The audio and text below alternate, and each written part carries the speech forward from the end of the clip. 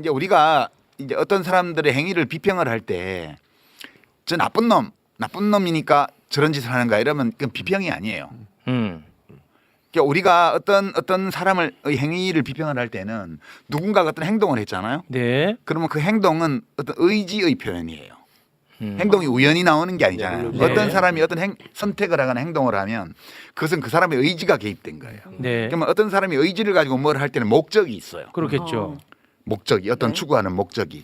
그리고 그 사람이 그런 목적을 왜 가지게 됐을까를 생각해 보면 그 사람을 이해할 수 있어요. 지금 심호정은 그런 거야? 권력에 충성하는 게 아니에요. 아니에요? 윤석열은 이미 직무가 정지돼 있잖아요. 네. 그리고 헌법재판소에서 99.99% 그러니까 우리 말에 만에 하나 탄핵이 기각되면 이렇게 표현하죠. 만에 하나를 퍼센티지로 하면 10,000분의 1이니까 0.01%야. 한 그 정도의 가능성으로 기각이나 각하 가능성이 있고 99.99%의 확률로 탄핵 인용이에요. 몇 대 네. 몇으로 하든 뭐 상관없이 탄핵 인용이라고 이제 저는 보는데 그 조건에서 충성할 이유는 없어요. 그렇죠. 다른 이유가 있는 거죠. 지기현 판사의 그 판결을 두고 사법부의 판단이다, 법원의 판단이다 이런 식의 보도를 많이 하던데 말로도 그렇게 하고 법원이 어떻게 판단을 해요? 법원이라는 조직은 판결하지 않아요. 네. 사법부라는 건 존재하지 않아요. 그것은 지휘연 부장판사가 배석판사 둘이 딱 교체된 직후에 그냥 자기 독단으로 한 판결이라고요. 네.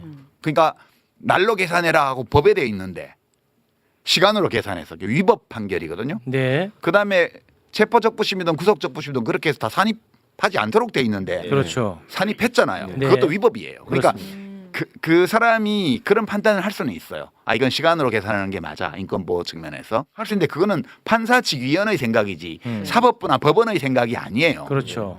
그러니까 어떤 특정한 판사 한 사람이 그 동기를 우리가 다 알 수는 없지만 어떤 이유 때문에 윤석열을 구속 기간이 지나서 기소되었다라고 판단함으로써 풀어주려고 한 거잖아요. 그렇죠. 지기현 판사가 왜 그랬냐는 상관없이 이 사람은 위법 판결을 했어요. 그러니까 우리가 이 사건에서 어떤 질문을 떠올리게 되냐 하면 위법 판결을 하는 판사를 어떻게 하지? 어떻게 해요? 라는 질문이 올라와요 바로. 근데 그 사람이 지금 내란 사건의 재판장이야 또. 또 맞아요. 1심 재판. 그러니까 구속 기간 계산과 관련해서 위법 판결을 한 판사가 계속 관련자들의 사건을 재판하고 있는데 이거를 어떻게 하지를 못해. 어떻게 못해? 아 못해요. 이게 진짜 웃기는 거예요. 이게 이거를 문제를 삼아서 판사를 탄핵하잖아요. 그럼 또 헌법재판소로 가요. 헌법재판소 또 기각할 거예요. 아. 왜 그러냐 하면 지금 우리나라의 사법 시스템이 어떻게 돼 있냐면 어떤 운전기사가 버스 운전기사가 100원짜리 없을 때 하나씩 빼가지고 커피 자판기에 커피를 빼먹었어요. 그 8번 빼먹어서 800원을 네. 횡령했다고 회사에서 해고를 했는데 그 해고가 정당하다고 판결한 판사가 대법관이 돼 있잖아요. 아 진짜요? 그런데 헌법재판관들은 지금 모든 탄핵 사건을 지금 8명 전부 다 탄핵 기각을 했습니다. 맞습니다. 이제 이진숙부터 시작해서 검사들까지. 네. 근데 어떤 건 전원일치 기각, 어떤 건 사례사 기각 이렇게 돼 있는데 고위급 공직자에게 민간 버스 회사의 운전기사보다 더 느슨한 기준을 적용하는 거예요. 이게 말이 되냐고. 말이 되냐고 이게. 그러니까. 이게 우리가 이런 나라에 살고 있는 거예요. 이걸 지금 보고 있는 거예요 우리가. 근데 지기현 판사가 위법 판결을 한 판사인데 이 위법 판결을 한 판사가 그 위법 판결을 한 그 사건과 관련되어 있는 내란 주요 임무 종사자들의 재판을 그냥 담당하고 있어요. 그러니까. 이제 이게 우리 사는 세상이에요. 지금 심우정은 심우정이. 그거를 즉시 한 거도 안 하고 보통 한 거도 안 하고 온갖 이상한 얘기를 하면서 윤석열을 얼른 풀어줬어. 네. 왜 그랬겠어요? 자기 연루돼 빨리 있으니까. 가서 증거인멸하라는 거지.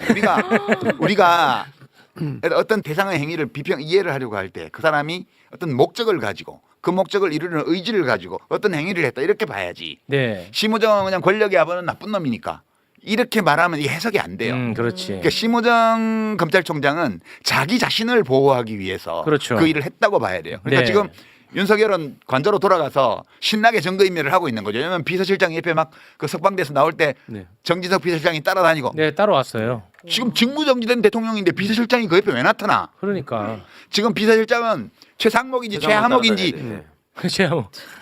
보좌해야 돼요. 지금 규정상. 네. 그러니까 지금 불법을 마구잡이로 저지르고 있는 중이에요. 지금도. 그러니까 지금 맞습니다. 윤석열이 석방되어서 조용하다고 그러는데 뭐 하고 있냐? 열심히 증거인멸하고 있고. 아. 그리고 심우정 검찰총장과 그 검찰 수뇌부의 내란 관련성을 입증할 증거, 비화폰. 이 비화폰 내역이라든가 뭐 이런 것들을 열심히 삭제해 주기를 바라는 마음으로 그걸 했으리라고 우리가 추측할 수 있는 거죠. 이거 아니면 네. 검찰총장이 직접 지휘를 해서 석방 지휘를 한 이 행위를 우리가 해석하는 게 불가능해요. 그러니까 유일하게 그 행위를 해석할 수 있는 가설이 네.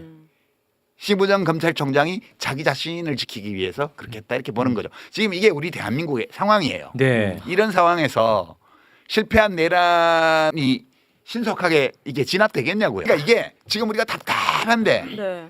이 무력감을 느끼잖아요. 맞아요. 저 지기현 판사가 계속 재판을 하고 있고 음.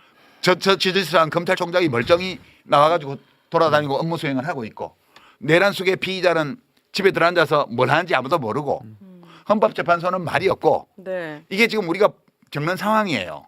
이 상황인데 모든 행위 주체들이 자기의 목적을 위해 지금 하고 있는 거예요. 이게 지금 우리 대한민국의 상황이거든요. 네. 이거를 확실하게 인식해야 괜시리 열받지 않고 음. 우리가 뭘 해야 될지를 차분히 생각하고 뭘 할 수가 있어요. 네.